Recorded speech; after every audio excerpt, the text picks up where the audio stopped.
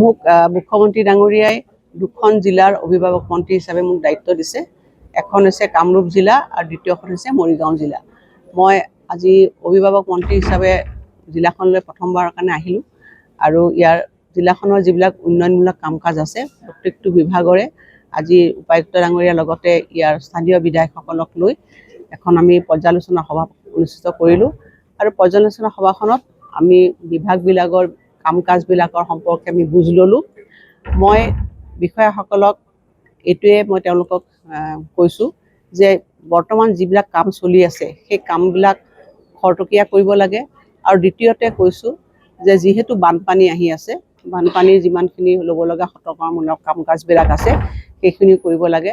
আমি এই 2 মাহ যিহেতু আমি বানপানীৰ লগতে আমি ব্যস্ত হৈ থাকিব লাগিব, তাৰ লগতে আমি যাতে এই সময়ছোৱা কি কাম কৰিলে আমি সময়খিনি সঠিকভাৱে আমি উপযোগী ব্যৱহাৰ কৰিব পাৰোঁ তাৰ প্ৰতিও নজৰ দিবলৈ মই তেখেতসকলক আহ্বান জনাইছোঁ আৰু আপোনালোকৰ সকলোৰে সহযোগিতা কামনা কৰিছোঁ।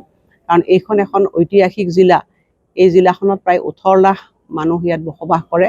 তাতে জনসাধাৰণৰ যিবিলাক কল্যাণমূলক কাম কাজবিলাক যাতে খৰতকীয়াকৈ আমি কৰিব পাৰোঁ তাৰ কাৰণে মই জনসাধাৰণকো আহ্বান জনাইছোঁ সহযোগিতাৰ বাবে আৰু সকলোকে ধন্যবাদ জনাইছোঁ আজি সুন্দৰভাৱে এই সভাখন অনুষ্ঠিত কৰাৰ বাবে। মই চৰকাৰৰ যিবিলাক আঁচনি আছে সেই আঁচনিবিলাকৰ সঠিক ৰূপায়ণটো বিচাৰিছোঁ আৰু কাম কাজবিলাকৰ গুণগত মানদণ্ড যিটো কোৱালিটি ৱৰ্কছ হ'ব লাগে সেইটো বিচাৰিছোঁ। কাৰণ মই ইয়াত পৰ্যালোচনা কৰি দেখিলোঁ যথেষ্টখিনি ডাঙৰ ডাঙৰ প্ৰকল্প এই জিলাখনত লোৱা হৈছে, সেইখিনি যাতে সময় ভিতৰতে সেই প্ৰকল্পবিলাক আমি শেষ কৰিব লাগে। বিধায়কসকলক যিসকল নতুন বিধায়ক আছে বা পুৰণা যিসকলৰ অভিজ্ঞতা সম্পন্ন বিধায়কসকল আছে বিষয়াসকলক মই নিৰ্দেশ দিছোঁ যাতে তেওঁলোকৰ সমষ্টিৰ এখন ৰোড মেপ প্ৰত্যেকজন বিষয়াই যাতে বিধায়কসকলক দিয়ে, যাতে বিধায়কসকলে নিজৰ সমষ্টিটোৰ গোটেইখিনি কাম কাজ বা সমস্যাসমূহ তেওঁলোকে চাব পাৰে আৰু প্ৰত্যেকজন বিধায়কে যাতে নিজৰ সমষ্টিটোৰ সমস্যা বা ভৱিষ্যতে ল'বলগীয়া পৰিকল্পনাবিলাকৰ বিষয়ে হোমৱৰ্ক কৰে,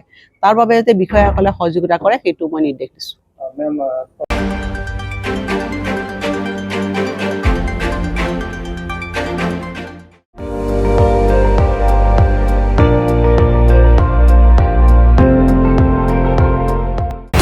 আপুনি চাই আছে ND24, সৰ্বশ্ৰেষ্ঠ নহয় সৰ্বোত্তমৰ দৌৰ।